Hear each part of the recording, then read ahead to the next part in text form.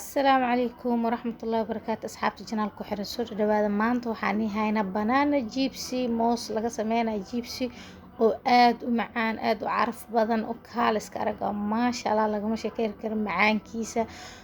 waxaa ku dhacdaa baratid ma iska dhaafi doontid. asxaabteeda janaalka ku xiran soo dhawaada, subscribe noo saar, like, share, comment. mooskaan maanta kasoo tuuraneynaa insha Allah duu ilaahay yiraahdo. meeshaan waxaa noogu diyaarsan 6 xabo moos oo ceeriin ah. waa hada moos ceeriin ah oo aad u adag ah. 6 xabo noogu diyaarsan. mooskaana soo fiiqaneynaa, waa soo jarjaraneynaa. isla socod wanaagsan asxaabteeda.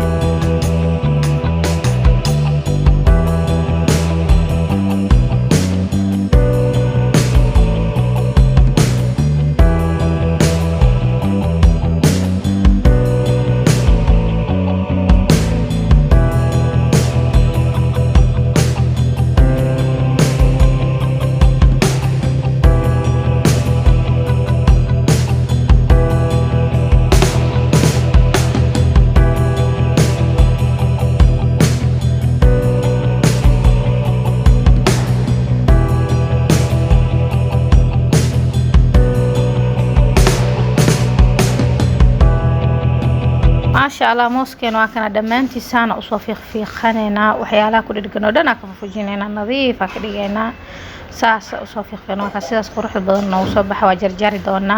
waa kana marka mooskeen waa jarjarayna slice kaas u jarjarayna. hadii ay haysatid kan baradhada lagu jarjaro adiga waa ku jarjari kartaa. aniga marka maanta mindidaas ay fududaat marka mindidaas ku jarjarayna waa kaas qafiif oo u jeedisaas qurux badan oo ما شاء الله. واكنا مرك موسكين واسو دمينay waa soo dhaqnay. marka waxa soo saarana baastimir biyaha rabna in xoogaa yar ka hurgufsamo, yani biyaha dhan ka miir ma rabna. marka dibka la tagina mooskan sidaas qafiifka u soo jarjarane. marka mooska ceeriin waa marka midka ceeriinka ah soo gadanaysa oo biseelka ah aheena soo gadanaysa. midka ceeriinka cijada xataa gelin dabkeena waxa soo saaranay saliid ma sha Allah oo soo kululaatay. marka mooskiya soo qaadanayna oo xir spice soo marinay iyo bisbaas iyo cusbo yar iyo waxyaalaha aad jeceshahay oo spice soo marso.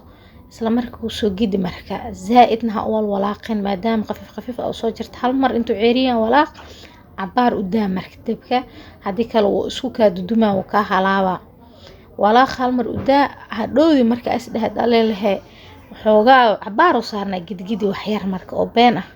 waa kana marka xoogaa gidgidine jibsiga ay bacayaasha ku jiro oo jajabay iyo asiga isku mid waay.